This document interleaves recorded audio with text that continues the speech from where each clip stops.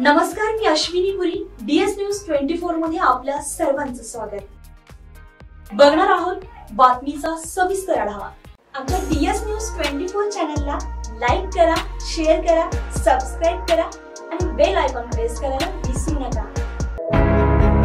मुख्यमंत्री एकनाथ शिंदेंनी अखेर आपल्या पदाचा राजीनामा दिला. आता ते काळजीवाहू मुख्यमंत्री म्हणून राजकारभार पाहतील. दुसरीकडे मुख्यमंत्री कोण होणार याचीच उत्सुकता संपूर्ण महाराष्ट्राला लागली आहे. त्यातच भाजपच्या दिल्लीतील नेतृत्वाने महाराष्ट्राचे नवे मुख्यमंत्री म्हणून देवेंद्र फडणवीसांच्या नावावर शिक्कामोर्तब केल्याची माहिती समोर आली आहे. त्यामुळे विधानसभा निवडणुकीमध्ये भाजप मोठा भाऊ ठरला असला तरी त्याच्या छोट्या भावांनी म्हणजेच शिवसेना आणि राष्ट्रवादी काँग्रेसनं सत्ता वाटपाच्या चर्चेमध्ये चांगला जोर लावल्याची चर्चा आहे. विधानसभा निवडणुकीमध्ये भाजप प्रणित महायुतीला निर्विवाद बहुमत मिळाले. महायुतीने ही निवडणूक मुख्यमंत्री एकनाथ शिंदे यांच्या चेहऱ्यावर लढवली. त्यामुळे शिंदे यांनाच मुख्यमंत्रीपदी कायम ठेवलं जाईल असा दावा केला जात होता. प्रत्यक्ष निवडणुकीमध्ये भाजपला सर्वाधिक जागा मिळाल्या. त्यामुळे भाजपच्या नेत्यांनी मुख्यमंत्रीपदासाठी फडणवीस यांच्या नावाचा आग्रह धरला. त्यानुसार महाराष्ट्राचे मुख्यमंत्रीपद देवेंद्र फडणवीस यांच्याकडे सोपवण्याचा निर्णय दिल्लीमध्ये झाल्याची माहिती आहे.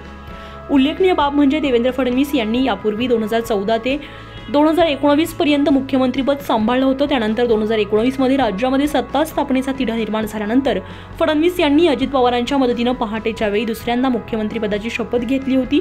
पण ते औट घटकेचे सरकार ठरले होते. त्यानंतर आता त्यांच्या नावावर शिक्कामोर्तब झाल्यास ते तिसऱ्यांदा मुख्यमंत्रीपदाची शपथ घेतील. DS न्यूज 24 साठी अश्विनी पुरी, मुंबई.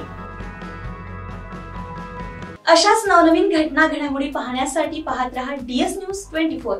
तोपर्यंत मी अश्विनी आपली रजा घेते. नमस्कार.